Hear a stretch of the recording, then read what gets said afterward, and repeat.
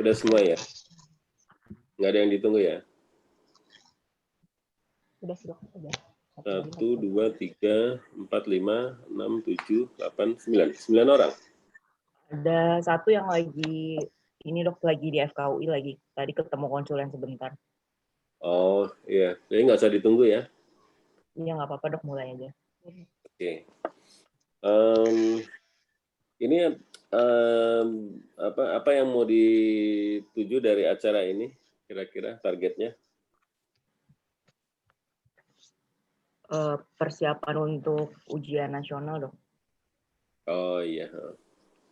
Sebelumnya kamu udah dijelaskan apa sama KPS, SPS, atau konsulen yang lain tentang ujian yang ini, yang kemarin berlangsung? Baru dikasih tahu nilainya aja dok. Oh gitu, maksudnya apa yang masih kurang atau apa yang harus dilatih atau diperdalam, ada ininya, arahannya? Ada dari blueprint aja sih dok, dikasih poin-poin kasus yang mungkin keluar itu. Kalau dari ujian kemarin detailnya belum dikasih tahu sih dok dari KPS. Oh gitu. Orto apa aja yang kurang gitu kita. Ya, kalau dari ortopedi apa yang biasanya keluar atau yang perlu kamu persiapkan untuk ketahui? Yang udah pernah ditanyain ke yang udah pernah ujian atau yang apa? Yang sebelumnya udah lulus? Biasanya kasusnya fraktur tulang panjang dok, fraktur tulang panjang sama paling sering fraktur tulang panjang sama dislokasi bahu atau panggul, itu yang paling sering sih dok. Oh iya. Panggul sama bahu ya. Tapi kalau dari blueprintnya sih ada yang lain-lain juga sih dok, tumor, terus Tumor degeneratif sendi gitu ada juga. apa sendi? Degeneratif ya? Degeneratif sendi, terus ada ruptur tendon sama kista sinovial dok. Fraktur juga ada di pelvis sama vertebrae itu kalau dari blueprintnya. Cuman kalau kita tanya-tanya yang kemarin sih rata-rata biasanya fraktur tulang panjang sama dislokasi bahu sama panggul dok. Iya deh. Kamu ujiannya kapan nih targetnya? 13 dok ujiannya, 13 Desember. Oh bentar lagi ya, 2 minggu lagi ya, kurang ya. Iya. Oke deh, mungkin karena waktunya sempit, mepet, kita fokus sama fraktur tulang panjang sama dislokasi sendi ya, bahu atau panggul. Sebelumnya ada yang udah pernah diskusi sama saya tentang ini, tentang dislokasi panggul atau tentang fraktur tulang panjang? Nggak ada. Kayaknya belum dok. Oh, kan biasanya suka ada acara yang dari bedah dasar, terus ada beberapa diskusi gitu, enggak ya? Belum pernah ada sama konsulen yang lain kali ya? Mungkin waktu dulu stase dok. Oh, udah lupa ya? Iya deh. Ini sebentar ya.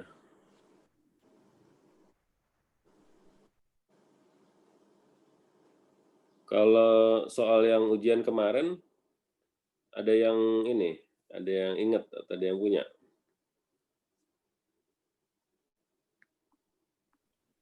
Yang kemarin tentang dislokasi bahu, dok. Dislokasi bahu ya, ntar saya coba lihat. Dislokasi bahu sama apa? Oh, maksudnya yang ujian nasional kemarin dok? Cuman satu ya, nggak salah ya? Kalau ujian nasional kemarin cuma satu dok, nggak salah. Oh, satu ya. Ya soalnya kemarin saya soalnya nyiapin 2 soalnya. Tapi yang dipakai satu ya. Oh, yang ujian lokal kemarin iya, yang dislokasi bahu semua kayaknya sih dok dapetnya. Dislokasi bahu ya. Oke deh, sekarang kita lihat ini ya. Oh iya, ini dislokasi bahu. Ini saya screen share ya. Ini mana dia?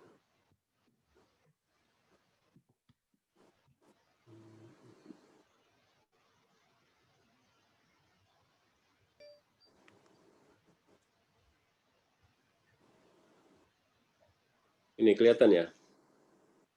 Iya dok. Kelihatan. Lihat. Kasusnya ini bukan? Iya kemarin. Kemarin nah ini dok. Maksudnya ini ya. Ya, jadi ini kan kemarin sebenarnya yang ditanyakan itu basic-basicnya ya, pengetahuan dasarnya tentang dislokasi bahu, ya, dislokasi anterior. Ini dari yang udah dilalui kemarin, ada yang mau ditanya nggak? Atau ada yang mau disampaikan nggak? Karena sebenarnya kan kamu pasti udah belajar, udah tahu ya tentang kasus-kasus ini. Ada?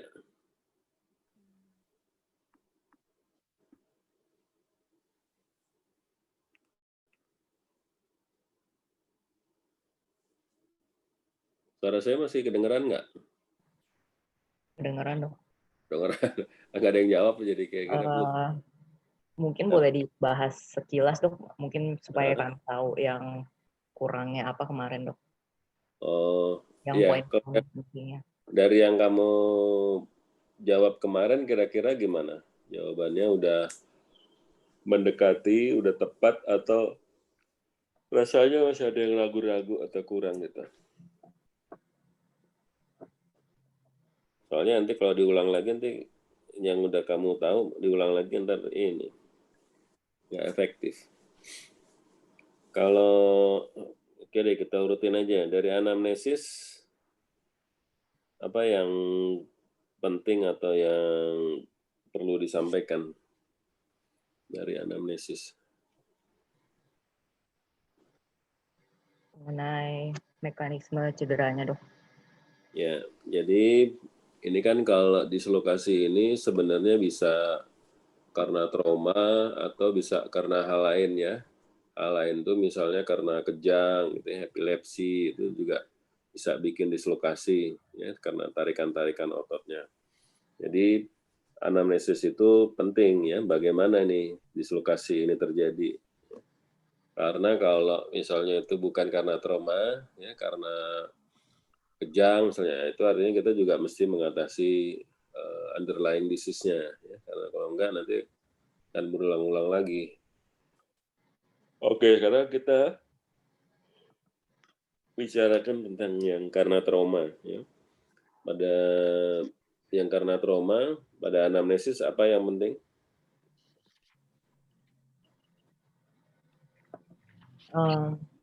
Mekanismenya dok, jadi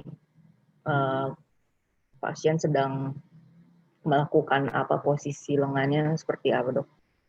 Ya, jadi kalau secara umum yang penting yang harus selalu ada di pikiran kamu ya itu adalah life before limb ya.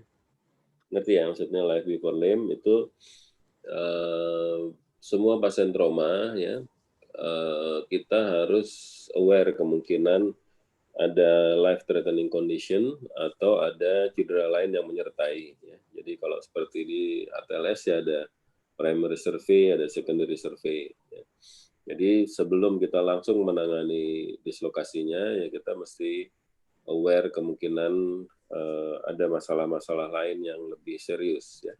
Karena ini kan juga bisa karena jatuh dari ketinggian, ya, kemudian bisa kecelakaan lalu lintas, ya, atau bagian dari cedera-cedera yang lain. Ya. Oleh karena itu ya kita harus selalu memikirkan ataupun mempertimbangkan ya ada nggak life threatening condition yang mungkin menyertai kondisi ini. Ya. Ya, kemudian kalau udah diatasi atau dipastikan tidak ada life threatening condition, baru kita melanjutkan tentang tentang dislokasinya. Ya. Ya, saya anggap untuk ATLS-nya primary survey, secondary survey nggak ada masalah ya. Ini udah bahan sehari-hari itu maksudnya untuk dikuasai. Ya. Sekarang kita fokus pada dislokasinya. Jadi kalau pada dislokasi bahu ini apa yang perlu kita ketahui atau kita perlu cermati pada waktu awal sekali menangani dislokasi bahu. Apa? Yang penting sekali. Sama seperti kalau pasien trauma, kita tanya life threatening condition-nya. Kalau pada cedera ekstremitas, bahu, ya, atau dislokasi atau fraktur, kita harus memastikan apa? Vaskularisasi ke distalnya dong. Ya, jadi NVD selalu dicari dulu kemungkinan ada gangguannya, ya. Karena kalau ada gangguan NVD, itu menjadi prioritas dibanding dengan cedera yang kelihatan, ya, misalnya ada dislokasi atau fraktur atau yang lainnya. Kalau ada NVD terganggu, itu yang harus diatasi dulu. Oke, ya, jadi ditanyakan tentang kemungkinan adanya cedera itu, ya, NVD-nya. Kemudian baru biomekaniknya, ya.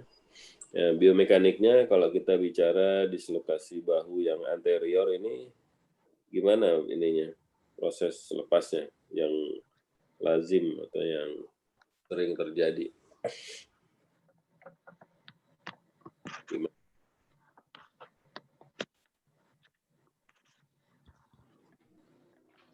Gimana terjadinya? Yang eksternal rotasi dengan abduksi itu, Dok, ya? Ya, jadi biasanya itu ada mekanisme yang sama atau menyerupai minimalnya, yaitu abduksi, eksorotasi, dan ekstensi. Jadi seperti seolah-olah kaput humeri itu didorong ke arah anterior, ya, dari sendinya. Jadi kalau misalnya kita abduksi itu kan mengangkat tangan, ya. Kemudian eksorotasi itu kalau sikunya 90 derajat itu antebrahi dan tangannya diangkat ke atas. Kalau ekstensi itu ditarik ke belakang, itu ekstensi, ya. Jadi abduksi, ekstensi, eksorotasi itu mekanisme yang sering menyebabkan dislokasi anterior, ya. Jadi bisa karena jatuh, ya, atau kepelintir, ya, atau mekanisme yang lain, ya, yang menimbulkan itu tadi, ya, eksorotasi, abduksi, dan ekstensi. Nah, kemudian setelah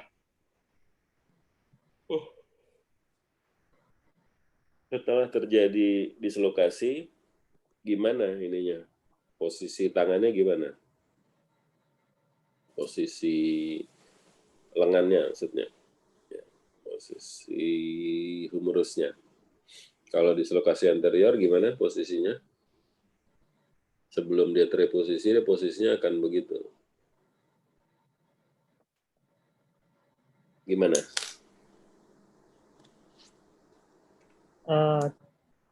Tidak bisa diluruskan, Dok, jadi menumpuk di silang ditekuk gitu, Dok. Ya, jadi yang pertama itu ininya lengannya itu sendi bahunya itu dia nggak bisa aduksi, nggak bisa rapat ketiaknya, jadi dalam keadaan ngambang, ya, tangannya tuh abduksi. Kemudian apa lagi? Abduksi, Rotasi eksternal. ya, dia eksorotasi sama agak ekstensi, ya. Jadi sama seperti biomekaniknya tadi, posisi ininya akhirnya.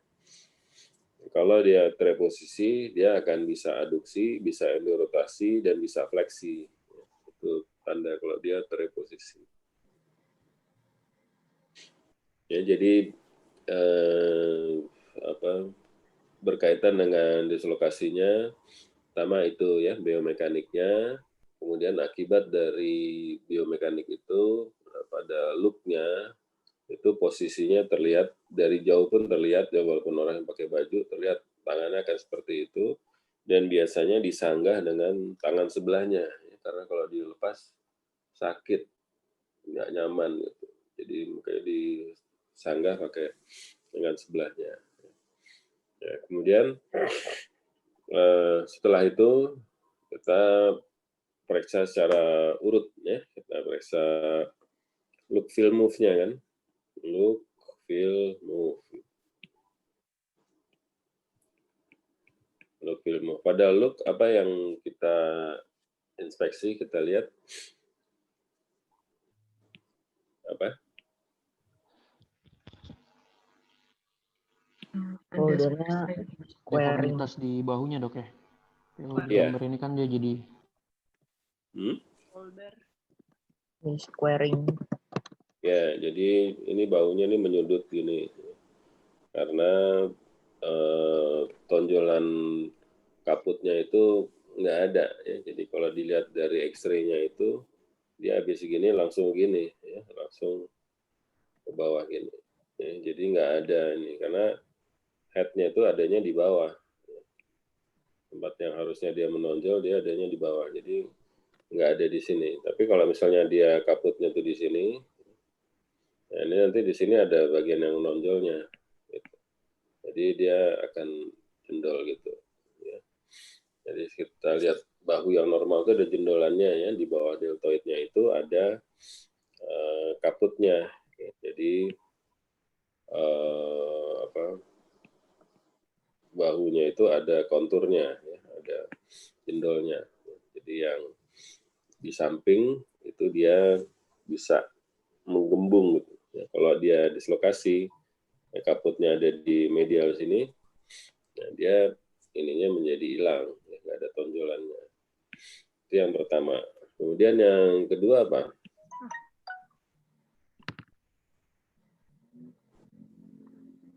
Apalagi inspeksi yang kedua yang bisa dilihat. Yang khas pada dislokasi apa?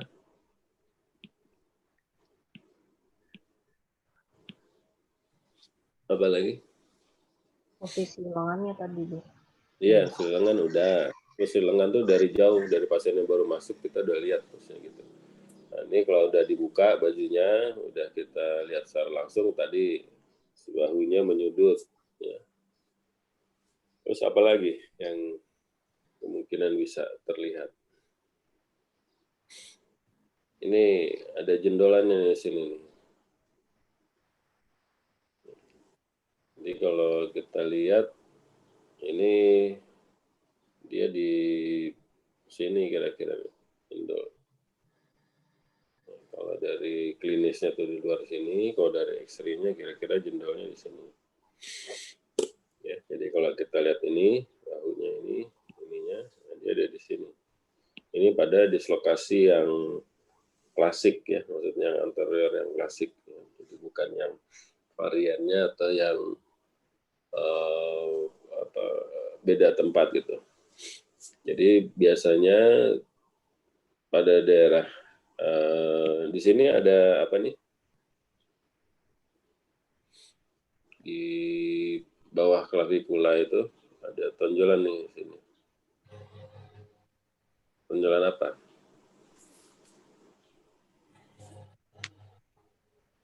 Ada prosesus apa itu?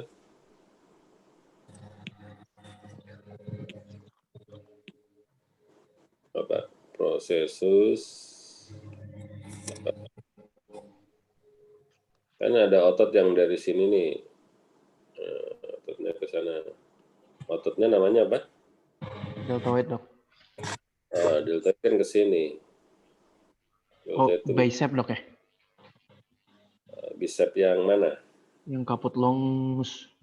Nah, bukan. Longus itu di supraglenoid ya. Kalau yang ini apa? Ada 3 nih yang sini. ototnya. Conjoin tendon di prosesus ini. Apa nih otot yang sini dari prosesus ini ke brachi apa namanya? Ayo apa namanya?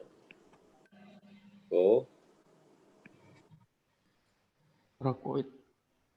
Proses coracoid. Jadi biasanya tonjolan dari ini kaput itu dia adanya di subcoracoid ini karena dia ditarik ke medial dan dia ditarik ke arah coracoid. Dia berhentinya di sini dia subcoracoid. Itu bisa dilihat kadang kalau orangnya kurus kelihatan jendol di situnya. Normalnya nggak ada. Nah itu dari look-nya. Ya. Sekarang kalau dari feel-nya apa?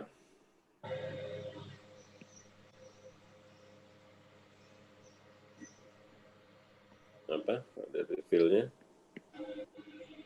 Apa sulcus line? Sulcus line. Apa tuh sulcus line? Yang terbentuk karena nggak ada kaput humerusnya, Dok. Jadi di sininya kosong ya, dekok gitu. Iya, Dok. Apa lagi?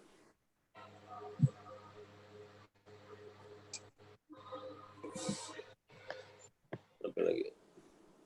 Ya ini tadi ya, kaputnya teraba di ini. Ada jendolannya. Kaput.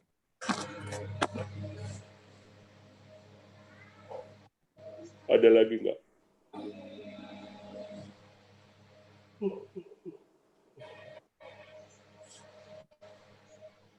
Neurovaskular distalnya, Dok. Ya, jadi apa lagi?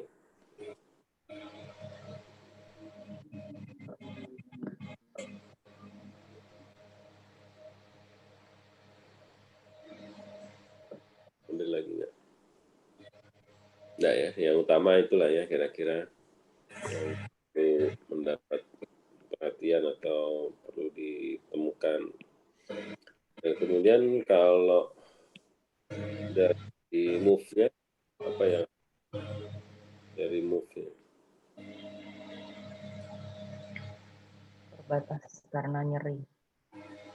Ya, jadi udah pasti dia ROM-nya limited ya. Limited itu terutama karena nyerinya biasanya.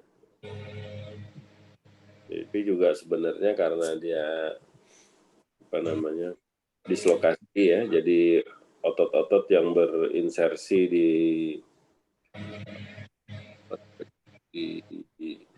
proximal humerusnya itu, kalau yang belakang, yang posterior, dia menjadi stres ya karena dia naik. Tapi yang di bagian anterior dia akan menjadi kendor. Jadi pada gerakan-gerakan yang tertahan otot-otot yang kencang ya dia akan terhambat ya. Misalnya kayak endorotasi ya. Kalau dia anterior dislokasi gini, endorotasinya akan tertahan oleh otot yang belakang ya, otot yang untuk rotasi. Jadi dia ROM-nya pasti akan terhambat, akan berkurang. Kemudian diperiksa distalnya ya untuk meriksa NVD-nya, ya, ada nggak gangguan-gangguan saraf yang mungkin terlibat di situ. Kemudian diagnosis dari dislokasi bahu ini diagnosis klinis apa diagnosis radiologis?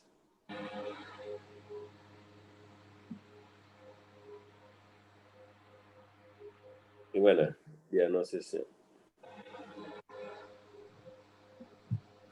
Diagnosisnya diagnosis klinis menegakkannya atau diagnosis radiologis, artinya kita baru bisa menegakkan diagnosis setelah di ronsen atau sebelum di ronsen kita bisa menegakkan diagnosisnya.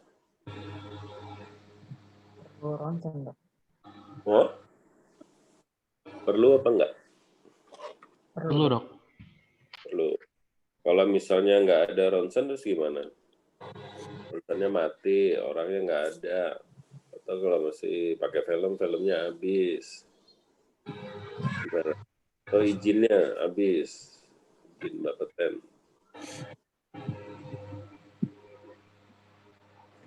Gimana? Secara klinis sih bisa diduga, Dok. Cuma untuk menegakkan kaput humerusnya benar-benar keluar dari sendinya harus dengan radiologis kan ya, Dok? Tadi kan kalau dia teraba di subkorakoid, pasti dia tidak berada di glenoid kan? Iya sih, Dok. Ini juga kita bisa tentukan. Kemudian ada posisi-posisi yang patognomonik tadi, ya. Eksplorasi, ekstensi, abduksi. Itu klasik untuk dislokasi bahu anterior. Kemudian ada ini tadi, ya, ada squaring dari bahu. Kemudian tadi kamu bilang ada sulcus sign-nya. Masih belum cukup untuk bilang ini dislokasi bahu. Tetap harus ronsen.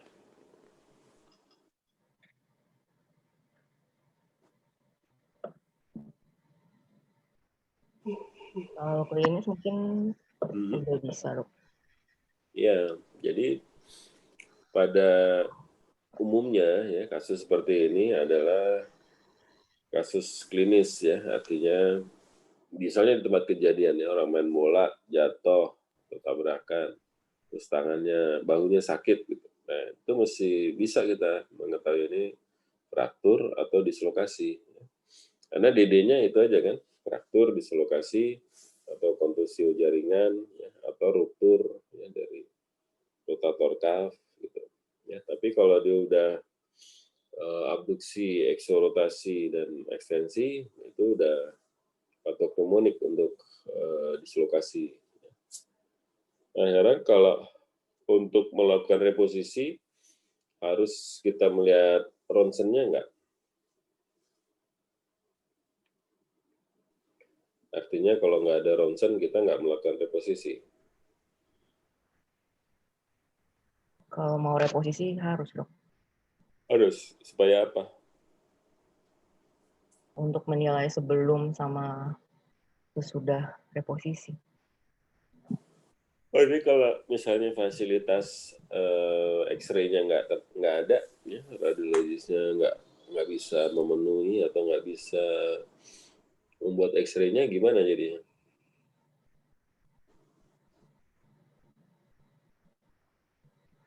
Ditunggu atau dirujuk atau gimana? Kalau untuk evaluasi reposisi cukup dari klinis, apakah bahunya udah bisa digerakkan atau tidak, Dok? Oh, maksudnya tadi kalau kita mau melakukan reposisi itu harus ada ronsennya apa enggak?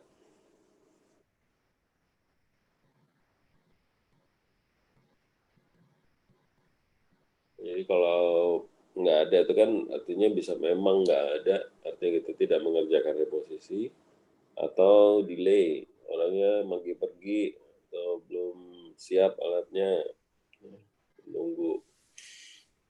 Jadi apakah akan kita tunggu atau gimana? Atau kemungkinan lain rusak alatnya, nggak bisa diperbaiki saat itu, perlu waktu berhari-hari, apa kita masih tunggu sampai berhari-hari? Jika hanya dislokasi bahu saja, mungkin bisa langsung dilakukan tindakan reposisi, Dok. Reduksi. Jadi perlu diingat bahwa dislokasi itu termasuk keadaan emergensi dari ilmu ortopedi ya, selain fraktur terbuka dan adanya gangguan NVD ya, apapun sebabnya. Itu keadaan emergensi. Ya, kalau nggak direposisi, apa masalahnya dalam waktu yang agak lama? Vascular necrosis, Dok. Apalagi? Misalnya sampai sebulan, 2 bulan. cairan sendinya tidak terbentuk lagi, Dok. Sehingga Nanti jadi nggak bisa, maksudnya apa, tidak bisa kita kembalikan lagi. Bisa nempel. Ya, jadi kalau neglected itu cukup banyak masalahnya. Ya. Pertama, otot-otot yang memendek itu dia akan kontraktur.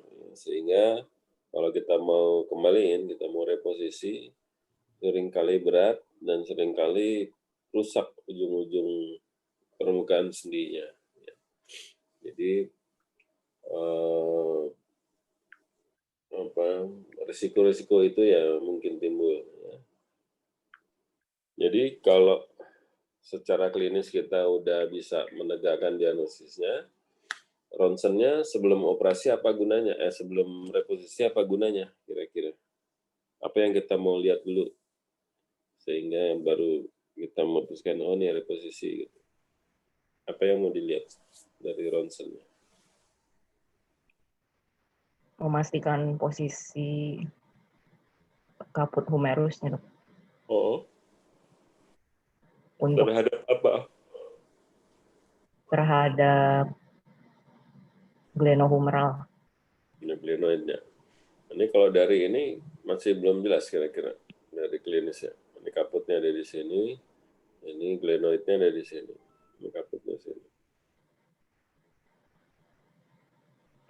glenoidnya di sini. Mengetahui apakah ada disertai patologis di tulangnya, Dok? Apakah misalkan dia fraktur avulsi atau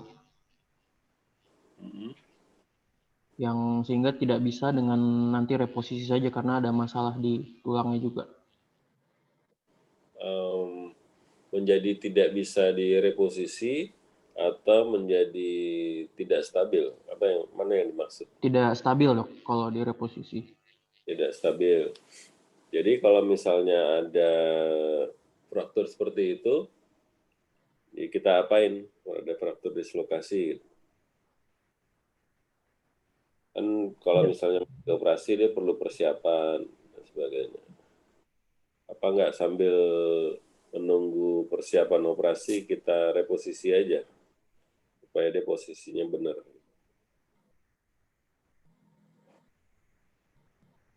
Direposisi dulu boleh, Dok, tapi pada akhirnya nanti akan membutuhkan tindakan operasi juga. Jadi gini, kalau dislokasi, ya, dislokasi ini kita sepakat ini keadaan emergensi ya. Emergensi artinya kalau nggak dikerjakan secara cepat, benar, ya itu akan timbul masalah atau bahkan timbul kecacatan. Jadi ini adalah suatu keadaan yang emergensi. Ya, jadi jangan terlalu berlama-lama. Ya. Kalau misalnya ronsennya nggak bisa cepat, ya kita reposisi aja. Nanti pos tindakan baru di ronsen nggak apa-apa. Jadi kaput ini untuk segera kembali ke tempatnya itu menjadi urgent, ya, menjadi penting. Karena risiko-risiko itu, risiko AVN dan juga risiko sendinya nggak bisa masuk lagi nanti. Ya. Karena apa? Karena kalau dia mengalami dislokasi seperti ini tempat yang semula dia ada di sini ini kan kosong, ya, kapsulnya dan sendinya itu jadi kosong. Ya. Kosong itu biasanya oleh badan diisi oleh jaringan lunak atau jaringan parut, ya, sehingga kalau kita mau balikin lagi nih head humerusnya kembali ke tempatnya itu nggak bisa ya, karena udah keisi, keganjel gitu. Itu menjadi complicated dan bahkan kita harus melakukan operasi akhirnya, operasi untuk membuang jaringan lunak yang mengganjel di tempat fraktur. Ya, kalau nggak dibuang dia akan mental-mental terus, akan gampang copot. Jadi subluxasi. Oke, kemudian kalau mereposisinya gimana caranya? Gimana caranya mereposisi?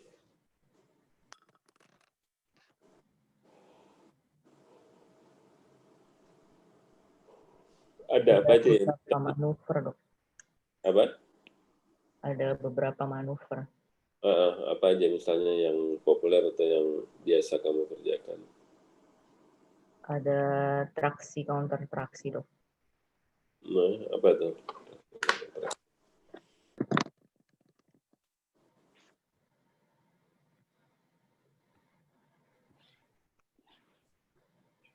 Ditarik aja, tarik, ditahan, berlawanan. Jadi gimana? Jadi satu orang menahan dengan handuk di badannya, satu lagi menarik lengannya, Dok, ke arah sejajar dengan bahunya. Apa lagi? Selain itu apa lagi? Kemudian teknik lain, Ada Hippocrates, Dok. Hippocrates, oke. Apa lagi?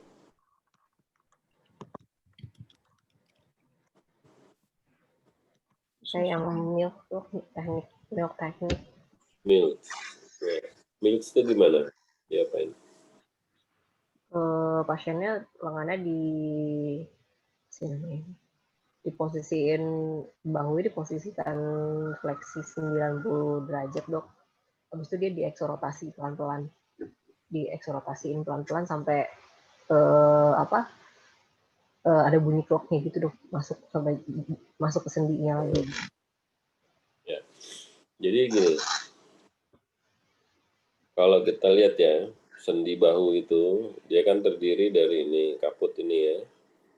Ini yang saya garisin kelihatan ya? Kelihatan, Dok. Kelihatan, Dok. Ini kaputnya sini. Sedangkan glenoid itu dia di sini. Gitu. Jadi cekungnya cuma sedikit. Di pinggirnya glenoid itu ada apa? Di pinggir-pinggirnya ada apa?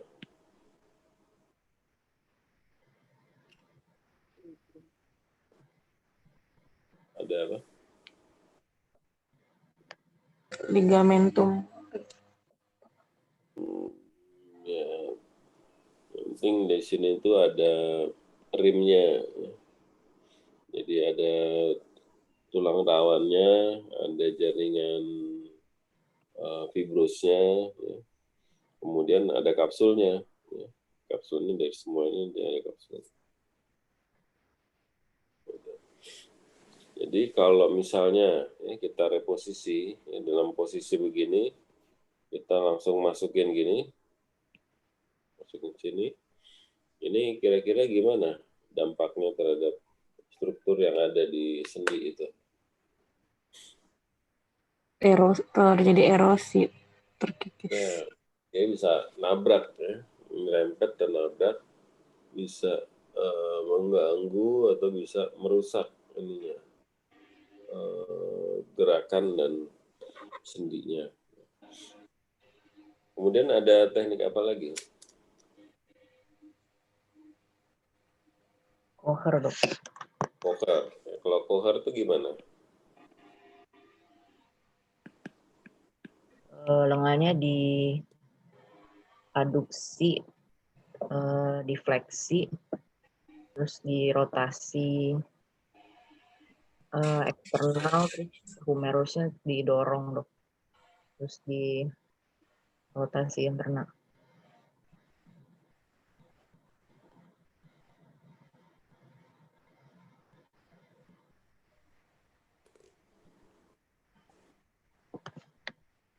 Ya, kalau bedanya koher sama manuver yang lain?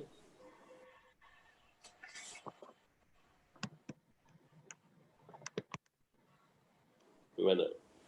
Kalau koher manuvernya gimana?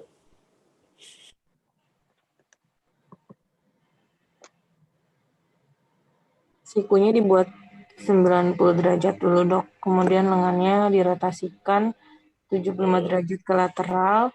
Setelah masuk, dirotasikan lagi ke arah medial. Oh, dengan buru-buru maksudnya.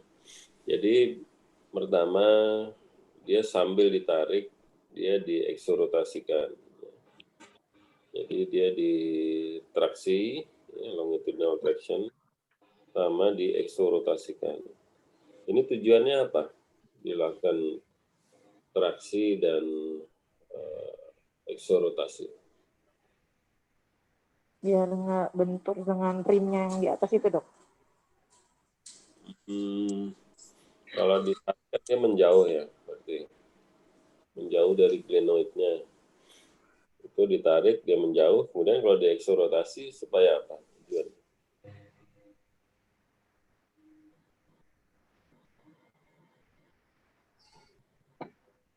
Biar kaput humerusnya bergulir ke luar gitu, Dok. Jadi langsung bisa masuk ke atas itu. Biar dia bisa ke arah posterior. Kayak posterior, tapi ke inferior. Karena dia kan mulainya dari subkorakoid, kemudian ditarik melawan otot-otot yang ada di situ, ya, yang menyeberang sendi bahu. Kemudian di exo. Di exo itu artinya kaputnya diupayakan untuk tidak nempel sama rim glenoidnya.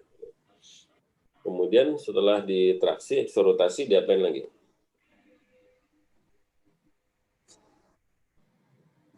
Itu dua. Satu lagi diapain? Diapain? Di fleksi. Bukan fleksi, tapi di apa? Endorotasi lagi, dikembaliin.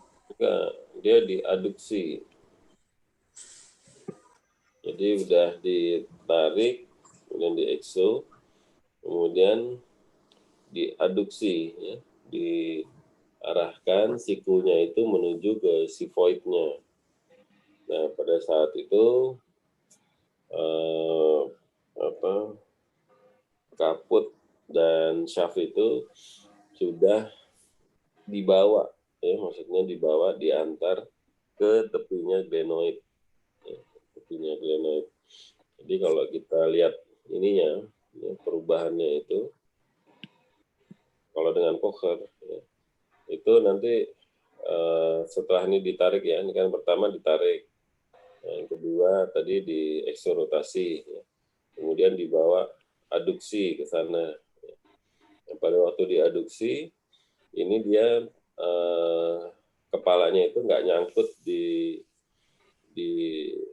tepi astabulumnya, ya, karena dia diekso, ya, jadi dia menjauh dari sendinya. Dengan diaduksi, dia juga bertambah jauh dia dengan ininya, dengan glenoidnya, karena fulcrumnya itu di daerah sini dia. Jadi kalau kita aduksi ke sana, kaputnya ini ke sana, ya, sedangkan shaftnya itu ke sini. Jadi dia akan menjauh dari glenoidnya.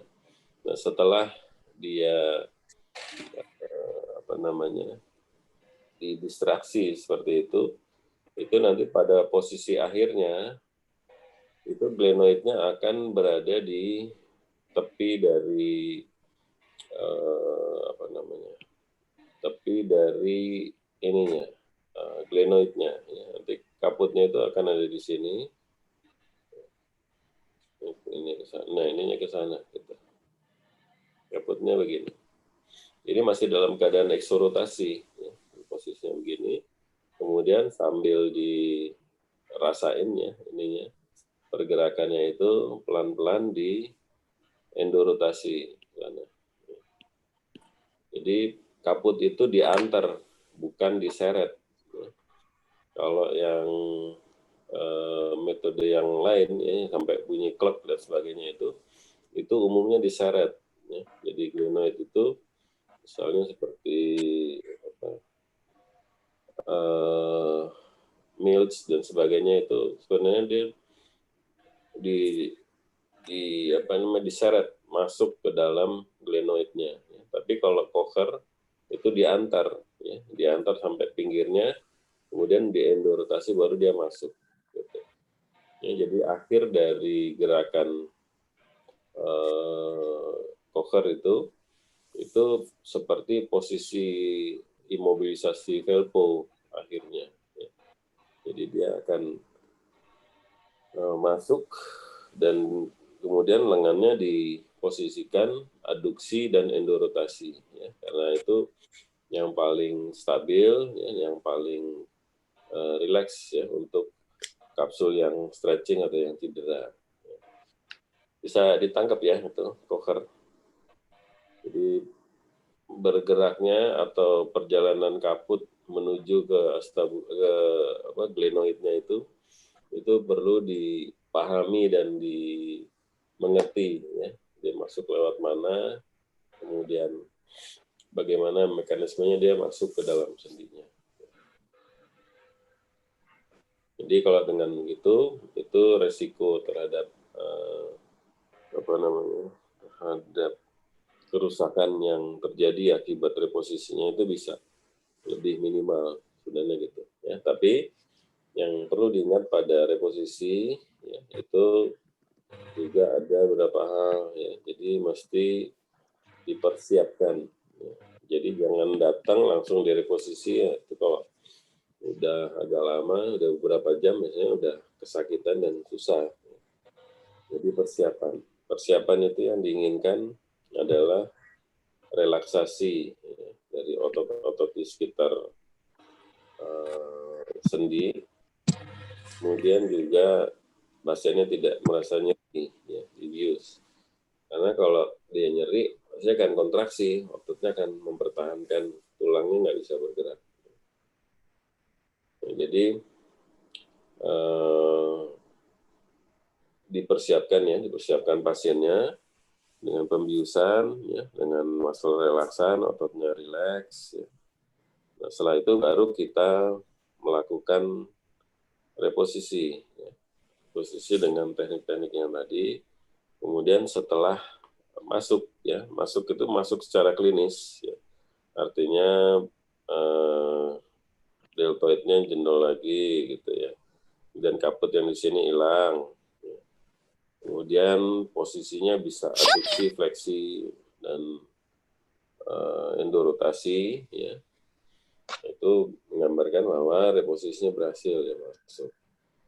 Nah, setelah reposisi, apa yang harus diperhatikan, dikerjakan?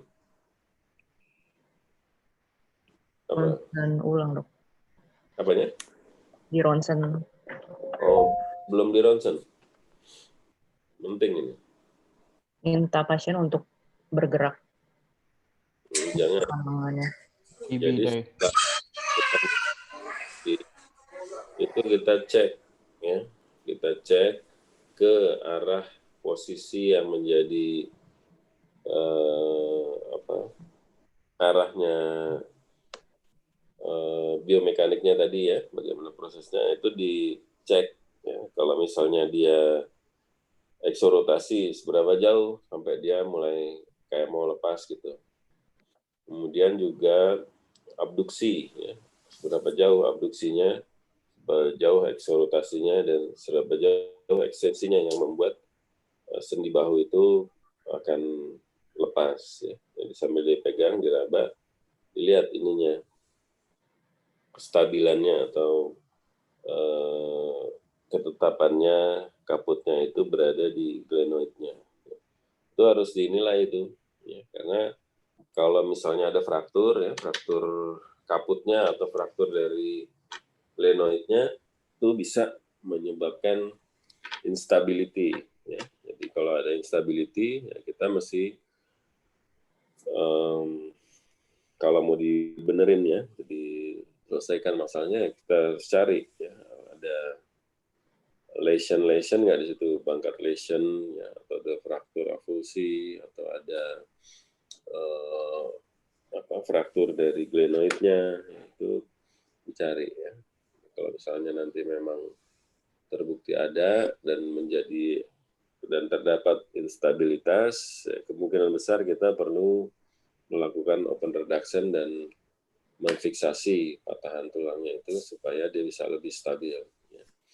Jadi setelah reposisi itu selain mengecek NVD, ya, itu kita harus mengecek stabilitasnya, ya, karena stabilitas itu menentukan juga prognosisnya nanti. Ya, jadi kalau misalnya pasiennya kurang kooperatif ya atau terlalu berani, overconfidence, ya, itu bisa copot lagi karena istirahatnya nggak cukup.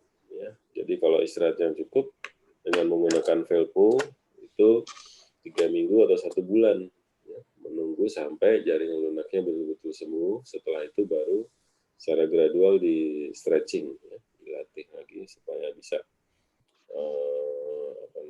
bisa aman, ya, nggak copot-copot lagi. Itu kalau upaya konservatifnya itu seperti itu. Tapi kalau agresif bisa aja yang gitu ada lesionnya, ada bangkarnya itu langsung diperbaiki. Sampai sini ada yang mau tanya nggak?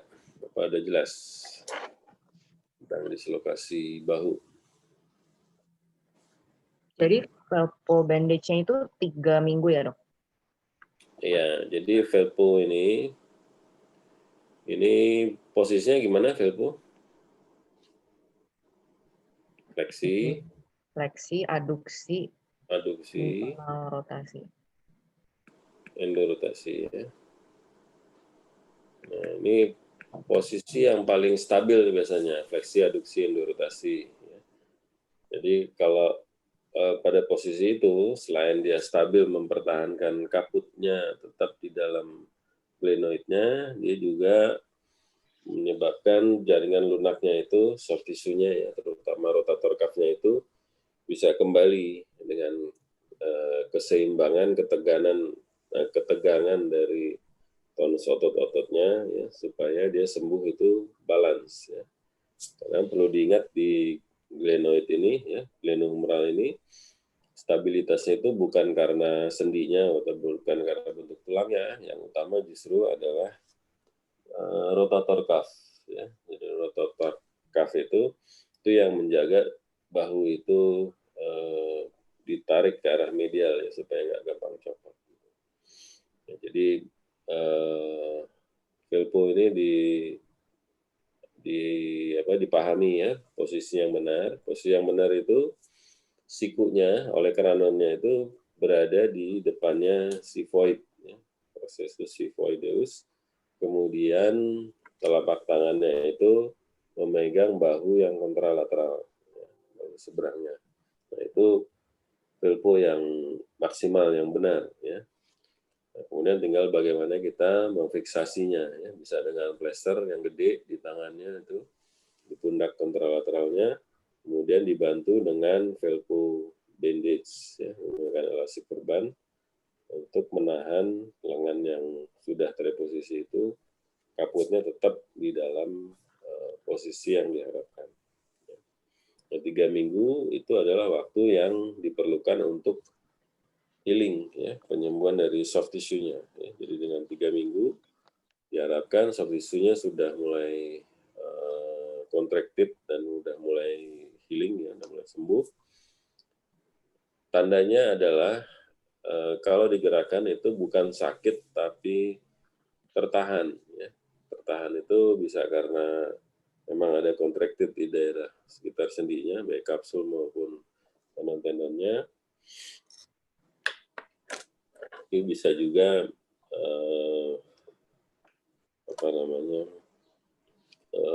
otot-ototnya ya, karena tidak digerakkan, tidak dilatih, dia menjadi tidak aktif gerakannya ya. Jadi untuk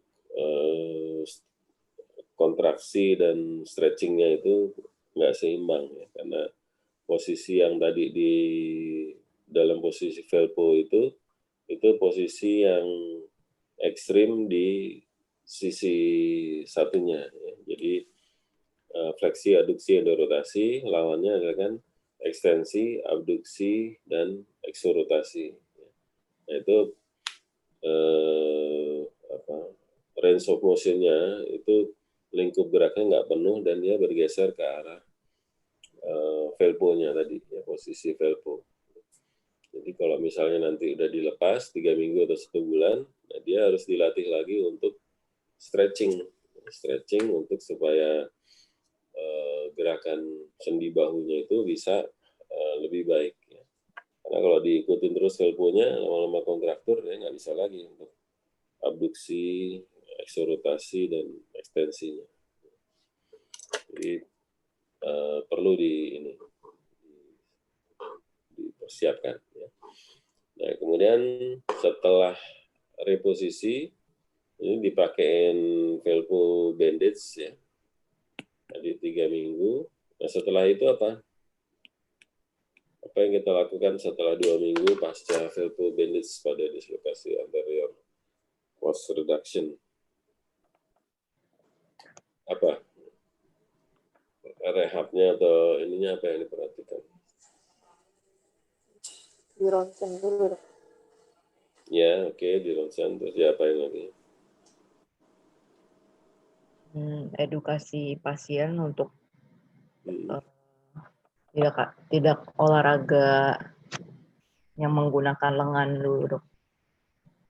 Ya, jadi intinya pasiennya harus betul-betul sadar ya, mengetahui kenapa dia difiksasi seperti itu, dan kenapa sampai 3 minggu atau 1 bulan, dan apa resiko-resiko atau hal-hal buruk yang bisa terjadi kalau dia tidak mengikuti aturannya atau hal-hal pentingnya pasca tindakan.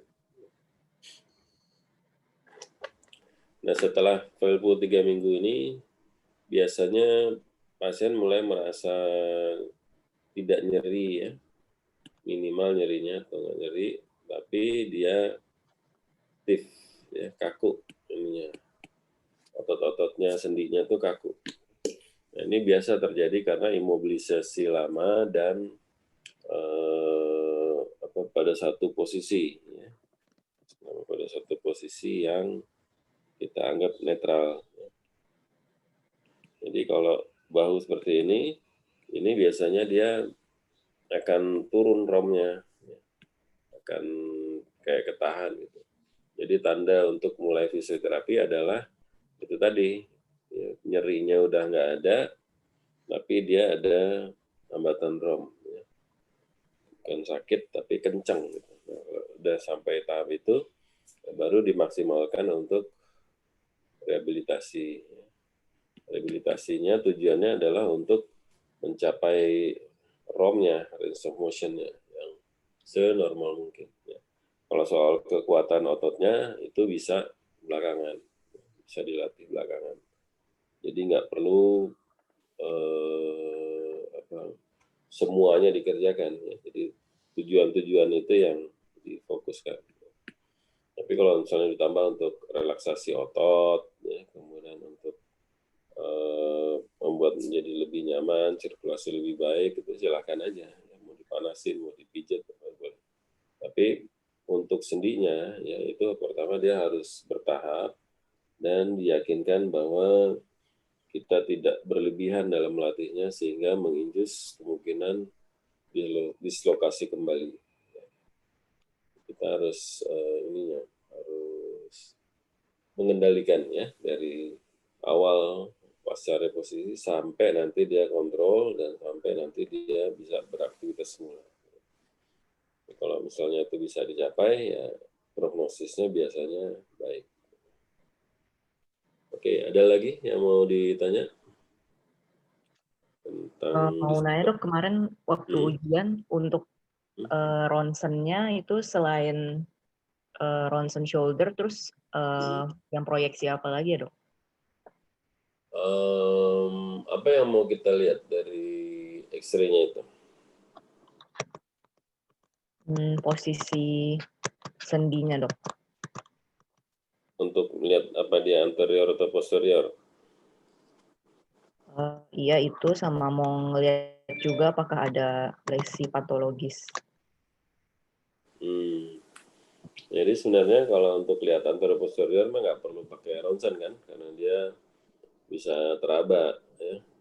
Walaupun memang sering anterior bisa aja deh ke inferior atau ke posterior atau erecta ya, tegak gitu dislokasinya. Tapi sebenarnya kalau untuk melihat yang tadi itu yang bagus apa sebenarnya yang kita periksa, X-ray post reposisi atau X-ray sebelum reposisi?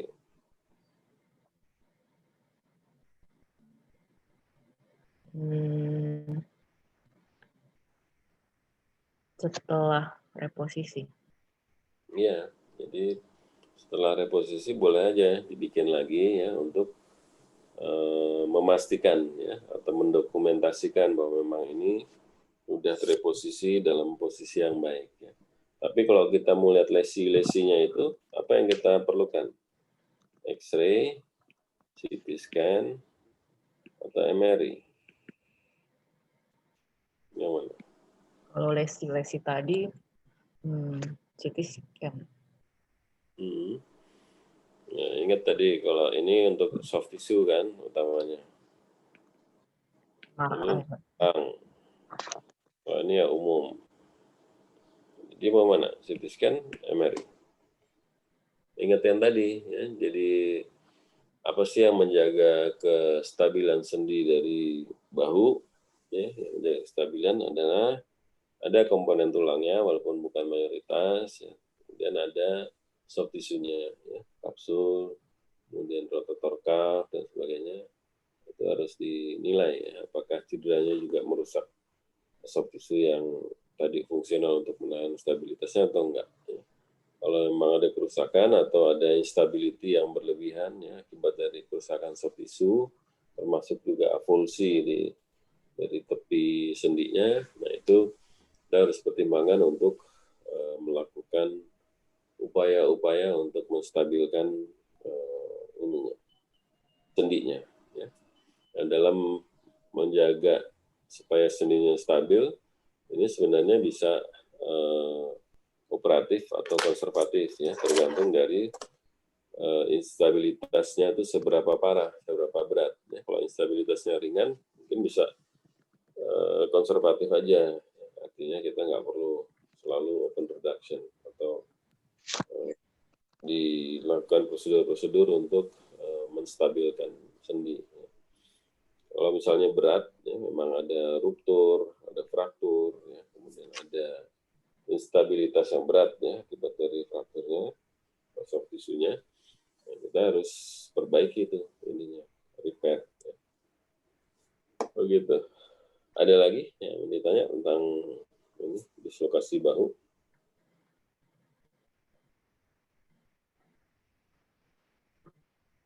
Masang velpo-nya bisa? Udah pernah pasang velpo?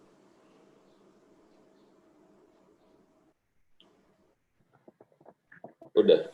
Kasus ini jarang sekarang ya di IGD. Dislokasi bahu.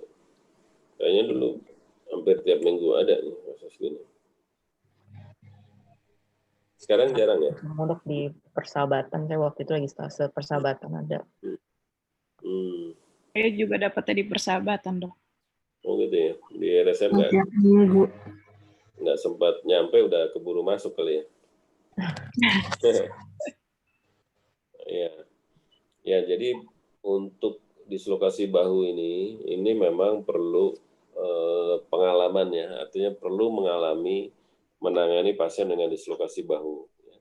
Kalau nggak pernah ketemu atau jarang ketemu, nanti susah untuk membayangkannya. Nah, kalau yang sudah ya pasien-pasien seperti ini kalau kita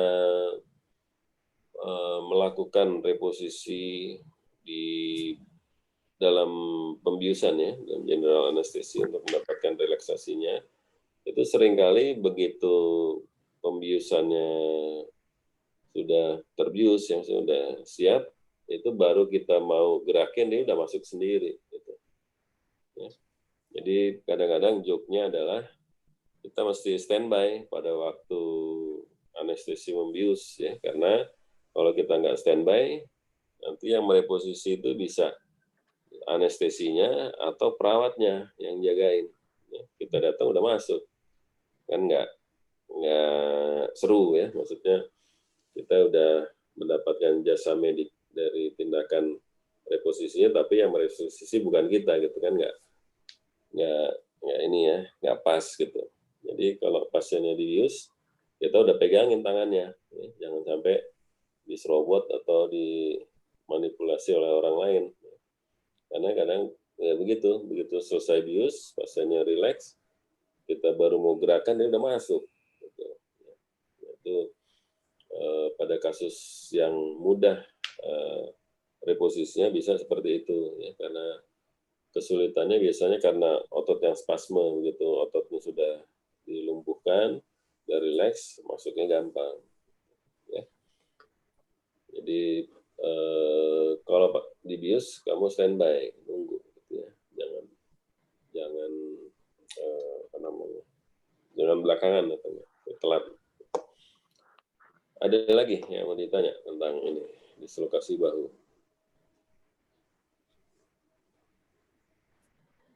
Ini jadi secara garis besar, yang penting pertama adalah kamu mengenali, ya. Jadi pasien dislokasi ini apa etiologinya, ya, trauma atau bukan. Kalau trauma ya ikutin sistematika traumanya, ya. Kemudian untuk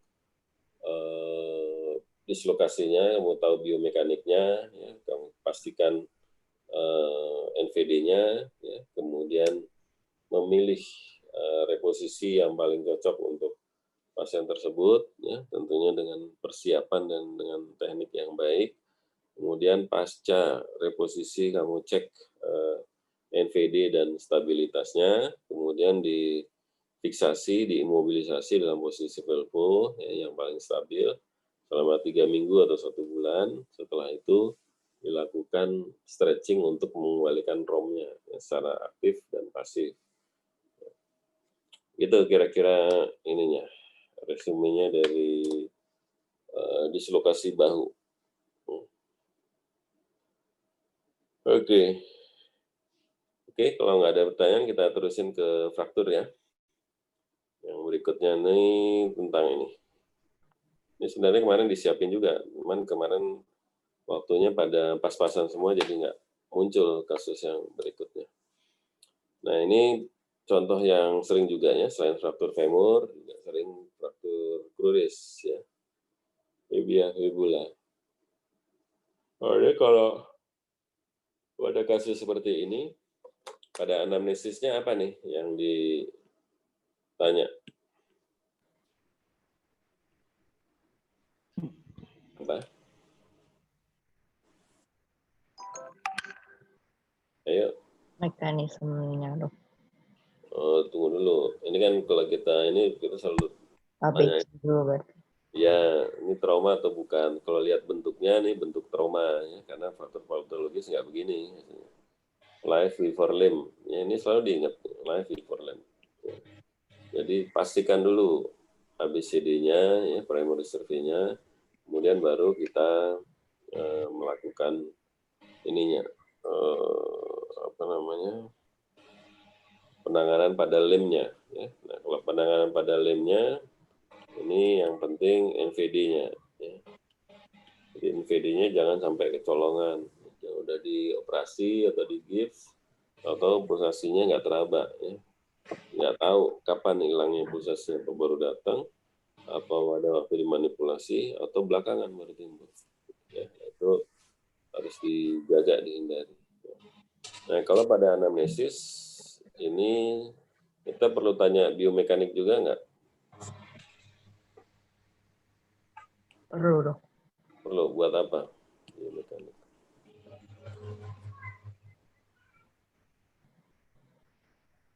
Gimana?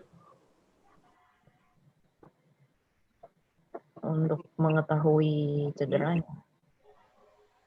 Cedera apa? Ya, cederanya udah ketahuan ya. Udah ada fraktur di krurisnya, tibia fibula. Untuk mengetahui energinya besar atau tidak. Apa lagi?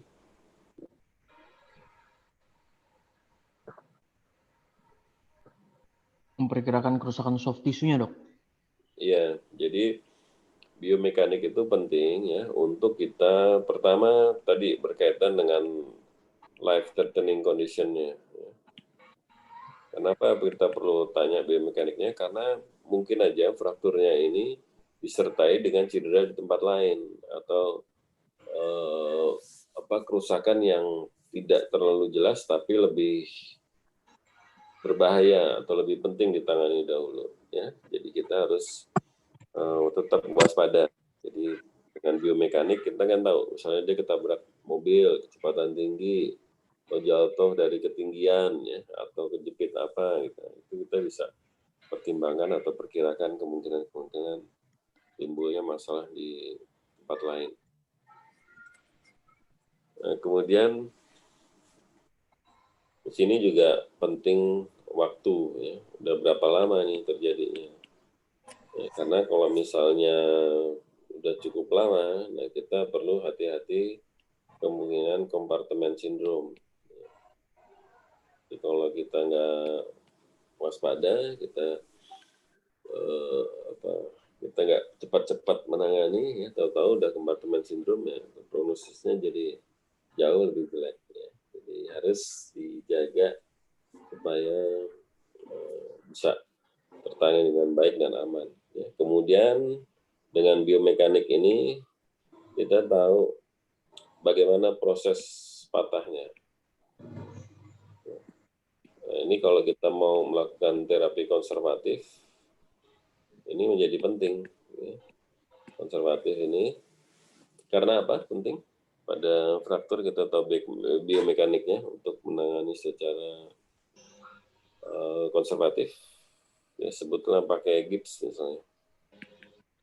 Karena apa? Penting biomekanik. Ada yang tahu?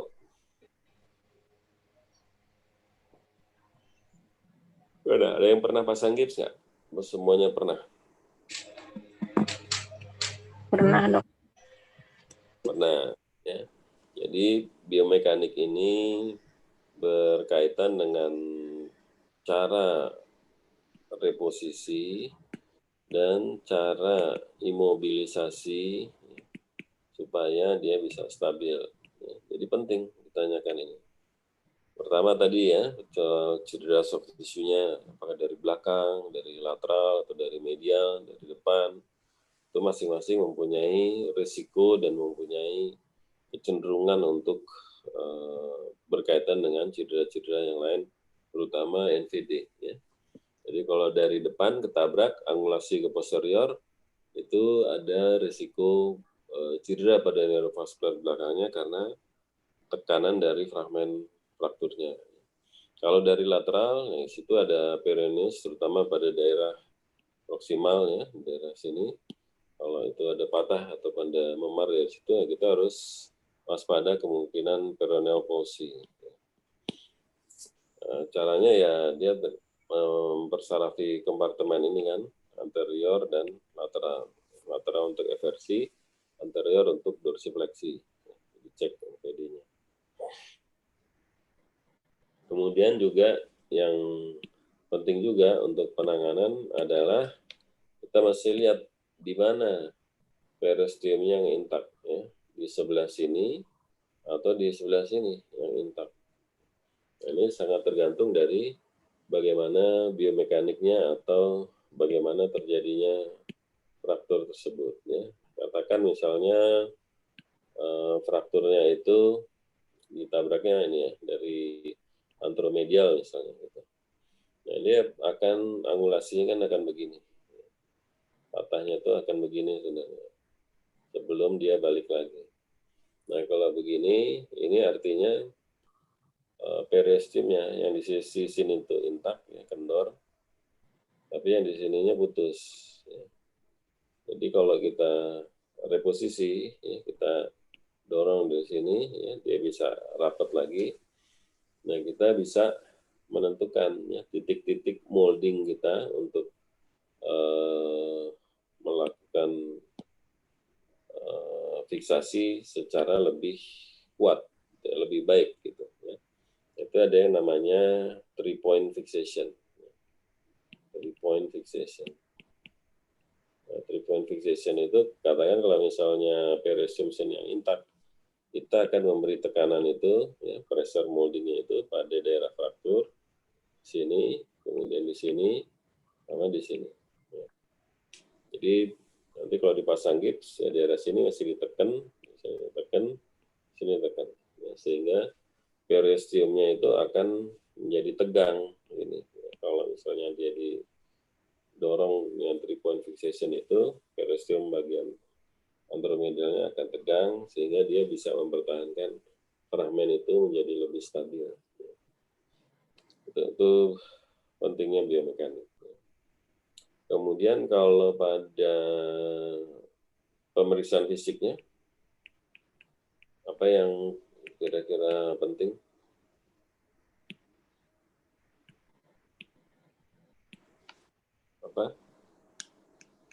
Apa pemeriksaan fisik? Biomove, Dok.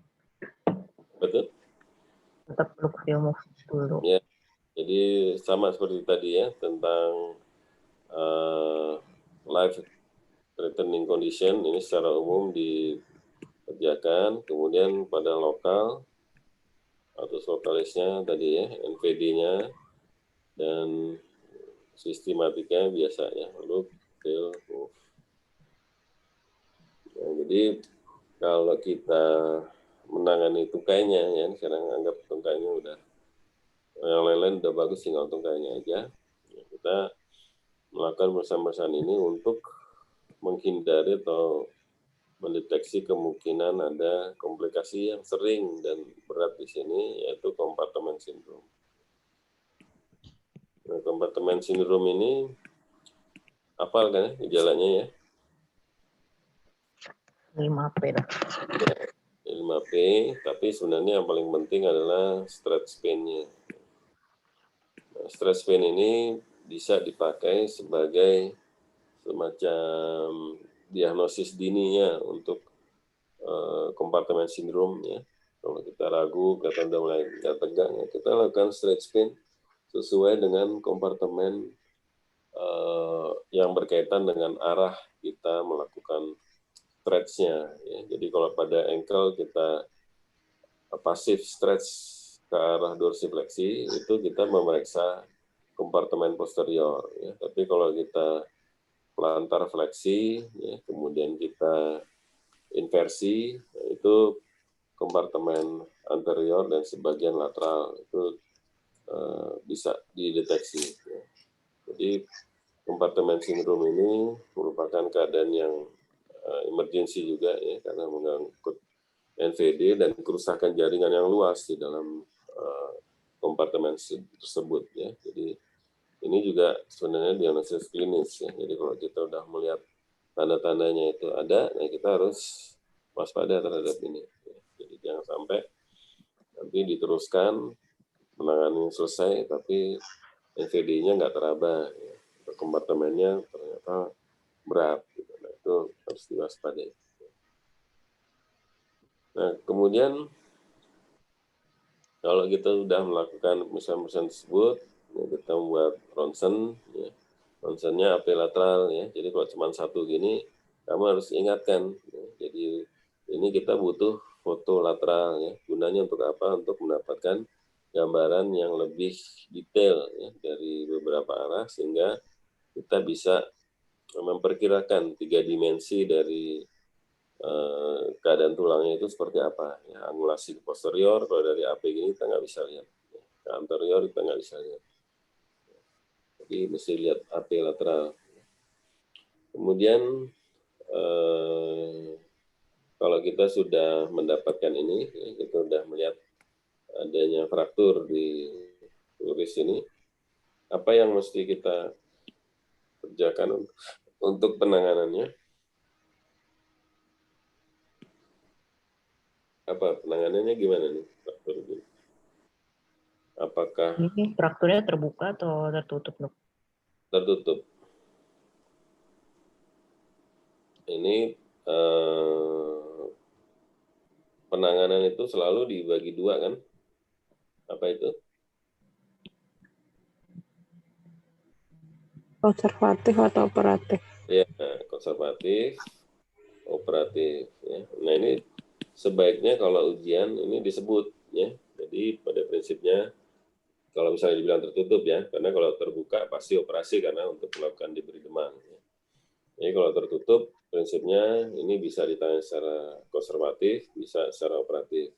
Masing-masing ada keuntungan, ada kerugiannya. Ya. Kalau konservatif, keuntungannya nggak ada luka, nggak ada risiko infeksi. Ya. Kemudian juga penyembuhannya diharapkan bisa lebih alami, ya. Natural healing.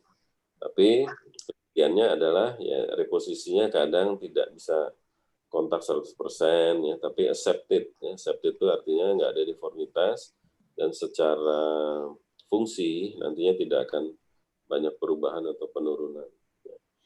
Kemudian kalau operatif, yaitu pasti ada risiko-risiko pembiusan dan operasinya sendiri. Ya. Kemudian kalau untuk operatif keuntungannya adalah kita bisa mereposisi secara lebih baik end-to-end-nya, ya, sehingga tidak ada diskrepensi, ya, kemudian bisa diharapkan kontaknya itu lebih baik, lebih stabil, dan pasien bisa beraktivitas atau menggerakkan tungkainya lebih dini tanpa harus menggunakan gauge, ya, targetnya.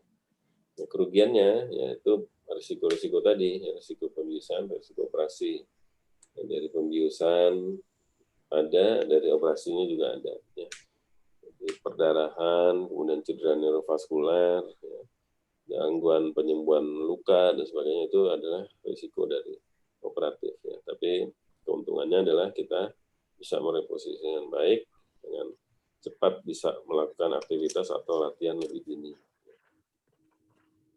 Nah, kemudian kalau konservatif apa yang dilakukan untuk fraktur seperti ini? Imobilisasi, Dok, pasang gips. Ya, jadi kalau kita ngomong konservatif, ya, ini ada beberapa hal yang perlu kita evaluasi atau kita lihat, ya. Jadi yang pertama, prinsip itu ada macam-macam, ya, tapi yang mudah diingat atau ini adalah 4R. Ya.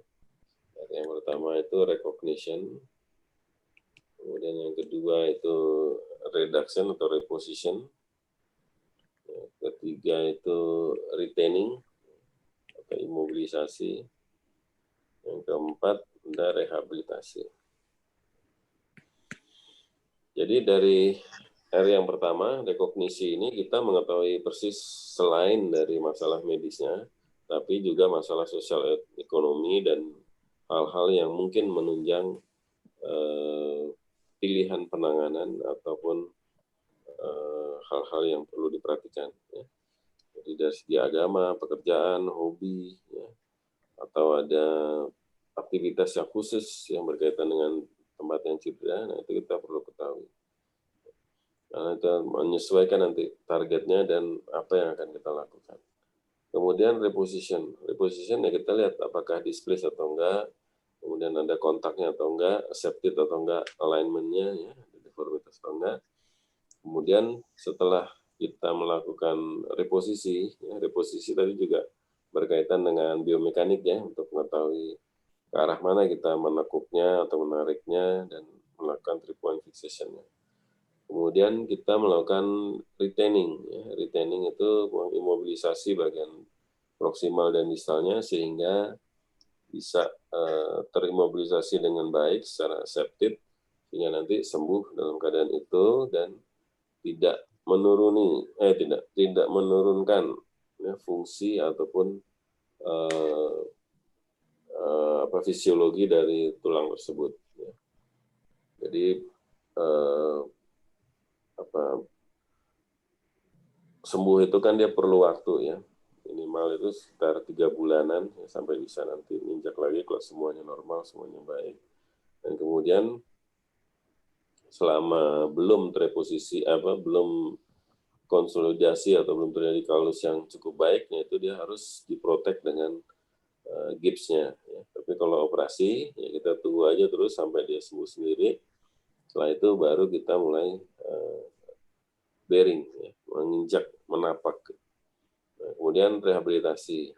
Rehabilitasi ini karena fungsi tungkai adalah untuk menahan berat badan, ya, kemudian kemudian untuk mobilisasi untuk berjalan, itu targetnya harus sampai situ. Nah, kemudian yang penting juga itu tentang rehabnya tadi ya, tentang rehabilitasi yang keempat. Nah, rehab ini targetnya adalah pasien itu bisa jalan lagi, atau lari, atau aktivitas yang sebelumnya dia bisa. Nah, untuk sampai ke sini, ini perlu diingat ya, bahwa proses penyembuhan fraktur itu ya, mulai dari awal sampai akhir, itu kalau baru kejadian, baru patah, itu kan penyambungannya masih 0% ya, karena prosesnya belum berjalan. Sampai nanti kalau sembuh 100%, dia bisa aktivitas biasa, ya, bisa olahraga, bisa loncat, dan sebagainya, benar-benar udah sembuh, itu 100%. Nah, mulai dari yang 0% sampai 100%, ini kan dia bertahap, ya, akan kekuatannya makin lama itu makin kuat, sehingga menjadi 100%. Ya. Nah, ini juga kita dalam menangani fraktur ya, sebenarnya kita tahunya sembuh ini kan kalau dia sudah mendapat beban yang maksimal, yang normal bisa dilakukan, ya, bisa lari, bisa loncat, dan sebagainya. Kalau di sini semuanya nggak bisa, ya, nggak bisa lari, nggak bisa loncat, nggak bisa jalan, nggak bisa bearing. Nah, ini bertahap, ya, ditingkatkan terus sampai 100%. Nah, cara untuk ini adalah untuk aman ya, maksudnya untuk penyembuhan fraktur itu, ya kita awasi. Ya, ada waktu-waktu yang penting itu, misalnya 3 bulan. Nah, 3 bulan ini biasanya dia sudah mulai tumbuh kalus, sudah mulai konsolidasi, sehingga pada saat ini biasanya sudah mulai bisa bearing, ya, mulai dari berat badan. Ya. Caranya pakai timbangan, pasien suruh nginjak, ya, biasanya mulai dari 10 atau 15 yang untuk amannya. Kemudian secara bertahap ditekankan, diinjakkan kakinya, ya, sampai dia mulai terasa sakit atau nggak nyaman. Ya. Sampai batas itu diizinkan dia nanti melakukan rehabilitasinya, ya, bearingnya itu, dengan beban seperti yang ditimbang tadi. Ya. Bisa 15 kilo atau 20 kilo, ya, itu tergantung dari kesiapannya ataupun dari kesembuhannya. Ya. Jadi dia makin sembuh, makin ke arah sana, ya, dia akan makin kembali kekuatannya atau aktivitasnya. Nah, setelah 3 bulan ini, evaluasi kita itu biasanya tiap 3 bulan, ya, sampai nanti 9 bulan. Nah, 9 bulan ini biasanya dia udah mulai aktif, udah mulai terbiasa, udah mulai aktif. Ya. Cuman ada hambatan-hambatan yang dia masih takut, ya, takut jongkok, takut loncat, takut jogging, dan sebagainya. Nah, itu dilengkapi atau dimantepin sampai betul-betul dia aktivitasnya normal secara sempurna. Gitu. Ya. Nah, kemudian untuk pemakaian gips, ya, kalau untuk fraktur kruris itu standarnya kita pakai long leg cast, ya, atau long leg plaster. Ini sampai clinical union. Clinical union ini biasanya di atas 2 bulan sampai 3 bulan. Nah, kalau dia udah clinical union, ini kita ganti dengan patellar tendon bearing cast. Jadi di molding di sekitar lututnya, sehingga kalau dia berdiri itu bebannya salah satunya ada di tempurung lututnya, ya, sehingga dia bisa melakukan partial weight bearing, ya, pada saat berjalan. Ini penting dirubah menjadi PTB karena selain dia memproteksi frakturnya, tapi dia karena letaknya itu sudah di udah di bawah lutut, ya, sehingga memungkinkan pasien itu untuk bisa fleksi. Bisa fleksi. Jadi dia kalau pasiennya itu duduk udah bisa ya, tapi kalau LLP kan nggak bisa ya, itu masih ekstensi, sehingga dia bisa tetap memfiksasi fragmennya, bisa dipakai untuk partial weight bearing dan bisa dipakai untuk fleksi. Ya, jadi PTB dibuat sedemikian rupa sehingga mencapai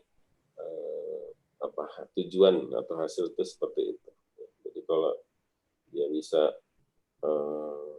pakai PTB ini aman ya, bisa nginjek, bisa digerakkan lututnya, nggak ada sakit, nggak ada apa, nah, itu bagus. Nanti sampai nanti bearingnya itu bisa 100%, ya, itu nanti dia bisa kita lepas ya, penuhnya. Jadi diingat bahwa kalau orang jalan itu ya, sebenarnya kakinya itu kan gantian injek satu sebelah gitu ya.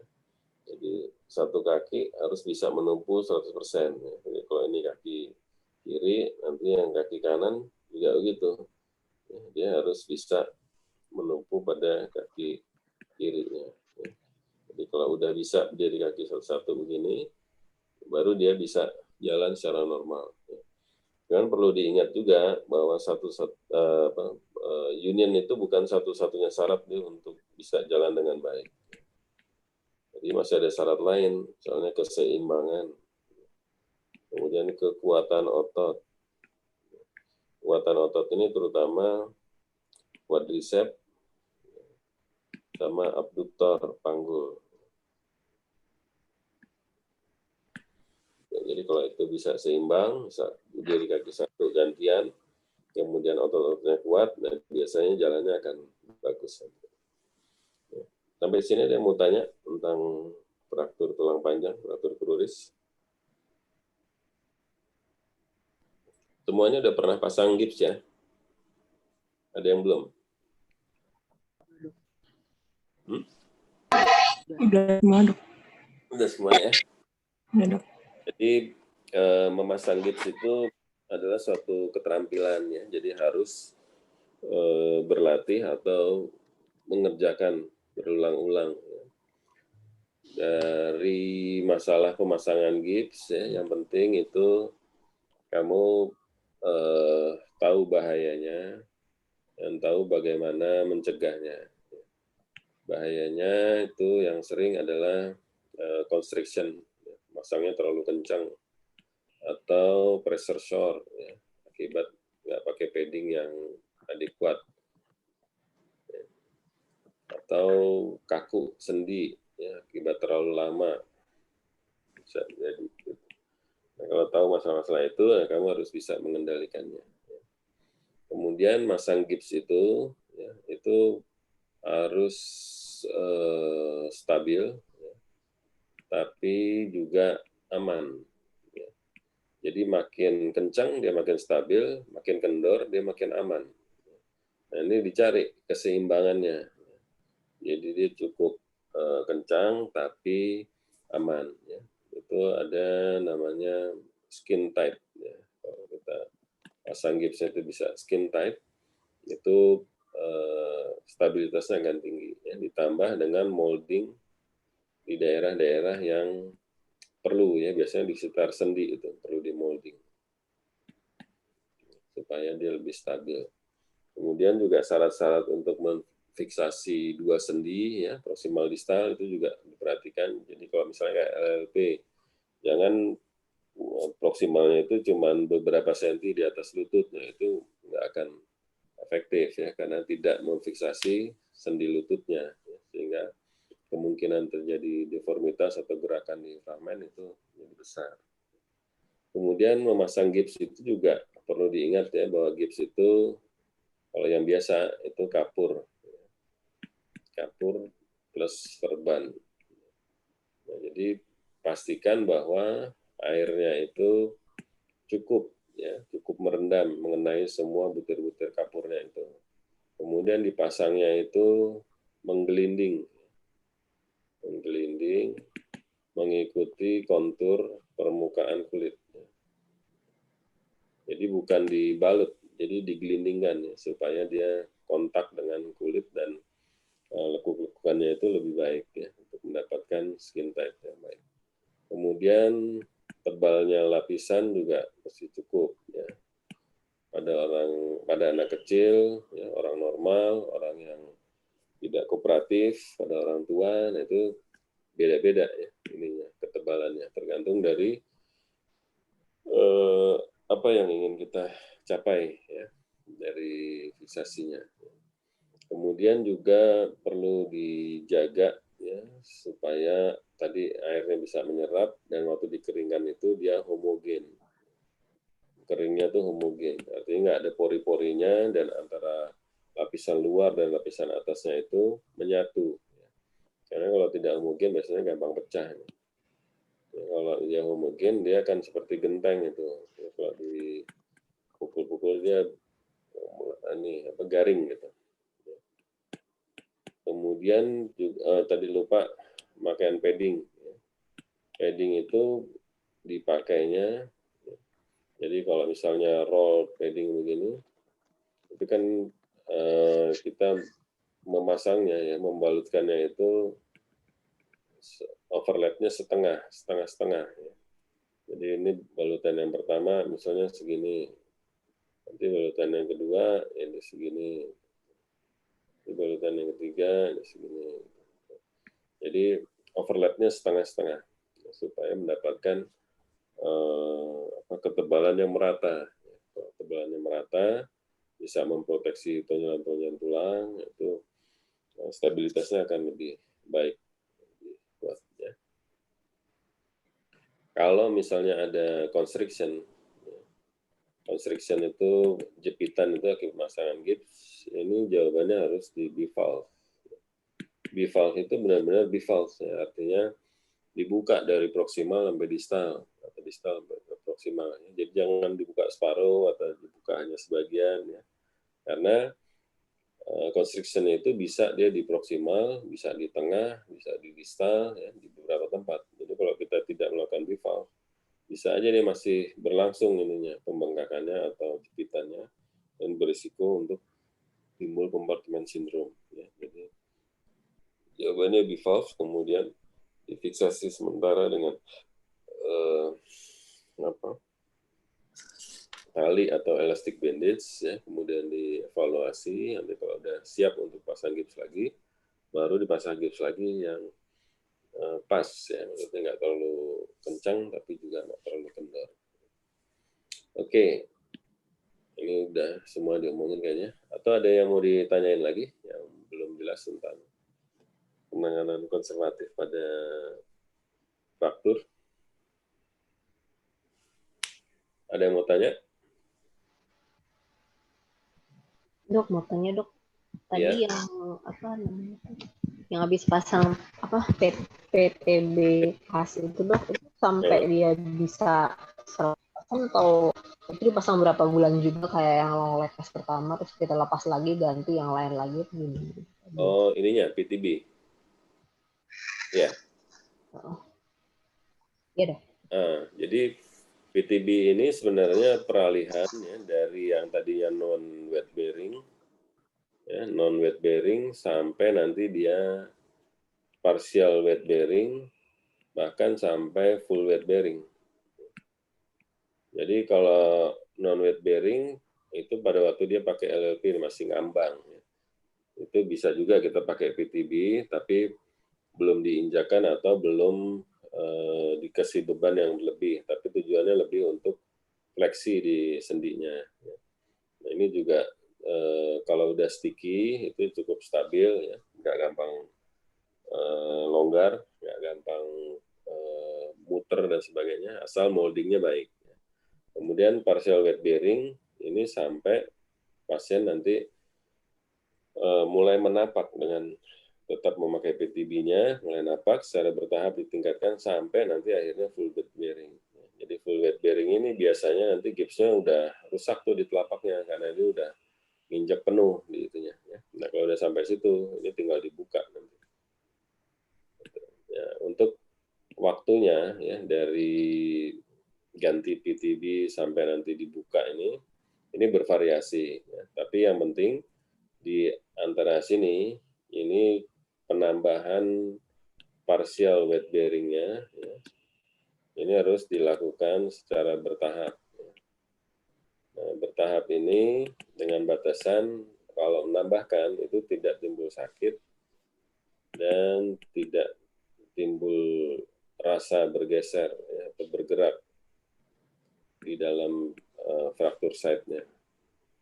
Ya, kalau misalnya nggak ada, naikin aja terus. Ya, naikin. Biasanya yang lazim itu atau yang aman 5 kilo per minggu. Ya, jadi mulai dari 15 atau mulai dari 20, nanti tiap minggu ke depan naik 5 selama nggak ada masalah. Kalau ada masalah, mundur lagi atau tetap di timbangan itu. Ya, sampai nanti kondisi yang baik baru tambahin lagi. Gitu. Sampai nanti akhirnya bisa full weight bearing yang tadi itu. Ya, kalau dia udah bisa angkat kaki satu gini, artinya dia udah full weight bearing yang sepenuhnya dan pasien dipersiapkan latihan otot-otot abduktor dan quadricepsnya supaya jalannya bisa lebih baik. Nah, gitu. Ya kira-kira gitu untuk PTB. Ada lagi yang bertanya tentang konservatif?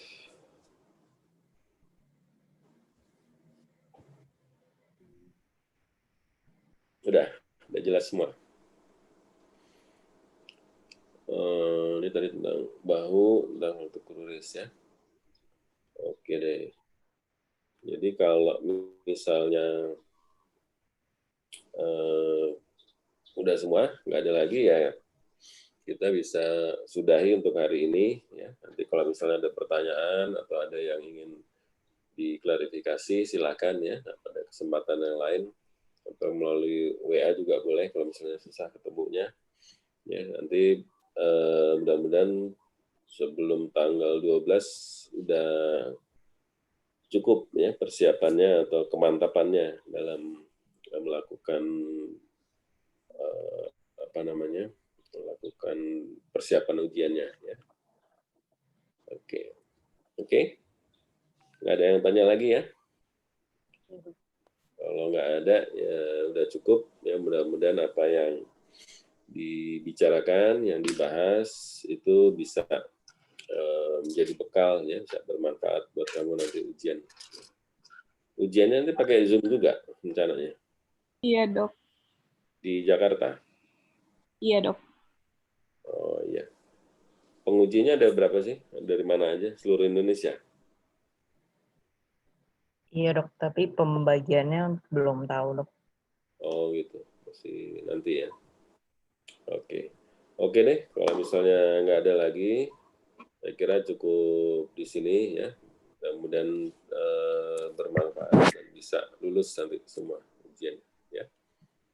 Oke, terima kasih. Wassalamualaikum warahmatullahi wabarakatuh. Waalaikumsalam. Warahmatullahi wabarakatuh. Dok. Itu ya.